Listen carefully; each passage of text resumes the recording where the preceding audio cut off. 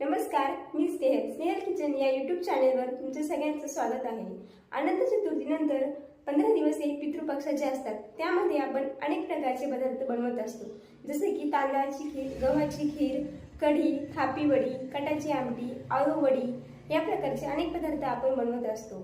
आजपासून पितृपक्षाला सुरुवात होत आहे, म्हणून मी माझ्या चॅनलवर रोज एक रेसिपी अपलोड करणार आहे, पितृपक्ष स्पेशल म्हणून। तुम्ही ती नक्की बघा आणि ट्राय करा।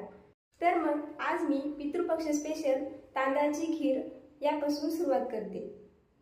चला तर मग सुरुवात करूया आजच्या रेसिपीला। आपण पितृपक्ष स्पेशल तांदळाची खीर बनवतोय। त्यासाठी मी इथं हे तांदूळ घेतले आहे। हे मी भिजवून ठेवले होते 1 ते 1.5 तास। पोहे खाण्याचा चमचा असतो त्याने मी हे 4 चमचे मी तांदूळ घेतले होते।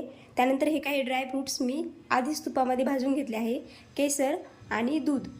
केसर हे पूर्णपणे ऑप्शनल आहे। जे तांदूळ मी भिजवून घेतले आहे ते आपण आता एका मिक्सरच्या भांड्यात टाकून याची बारीक पेस्ट बनवणार आहे।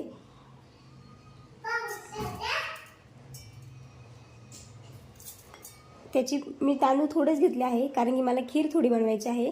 तुम्ही प्रमाण जास्त वाढवू शकता, तुम्हाला पाहिजे तेवढे बनवू शकता, पण ही खीर लगेच घट्ट होती।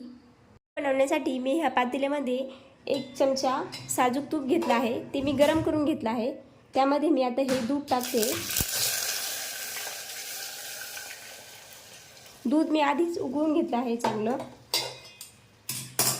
आणि दूध टाकल्यानंतर आपल्याला याची उकळी काढून घ्यायची आहे।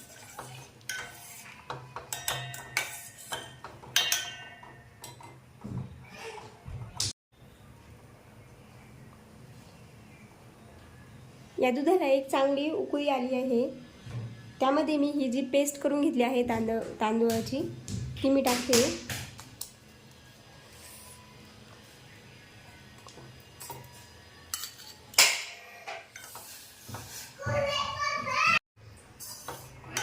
या प्रकारे मी ही पेस्ट टाकल्यानंतर मी हे आपण जे ड्राय फ्रूट्स आधी तळून घेतले होते तुपामध्ये ते यामध्ये टाकते।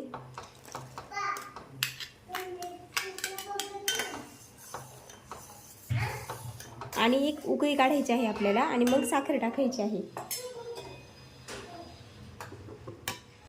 याला एक उकळी आली आहे। त्यानंतर मी याच्यामध्ये 1 चमचा वेलची पूड टाकते आणि एक अर्धी वाटी मी यामध्ये साखर टाकते। गोड तुम्ही तुमच्या अंदाजानुसार घेऊ शकता। तसेच 1 ते 2 मी केसरच्या काड्या टाकते। केसर पूर्णपणे ऑप्शनल आहे, त्याला कलर छान येतो त्यामुळे मी टाकते। आणि आपल्याला याला एक चांगली उकळी काढून घ्यायची आहे। एक 5 ते 7 मिनिट आपल्याला हे शिजवून घ्यायचं आहे।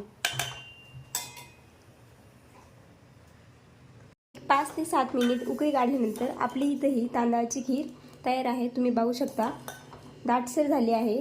जशी जशी थंड होते तशी अजून घट्ट होत जाते, त्यामुळे तिला जास्त उकळायची नाही आहे। एक 5 ते 7 मिनिटच फक्त उकळायची आहे, कारण की तांदूळ शिजायला जास्त वेळ लागत नाही। अतिशय सिंपल आणि साधी रेसिपी आहे। माझी रेसिपी तुम्हाला आवडली असेल तर माझ्या चॅनलला नक्की सबस्क्राईब करा आणि व्हिडिओला लाईक आणि कमेंट करायला विसरू नका। हे बघा, खीर अतिशय मस्त झाली आहे, जास्त घट्ट नाही आणि जास्त पातळ पण नाही। कलर पण खूप छान आला आहे। मी हे एका बाउलमध्ये काढून घेते।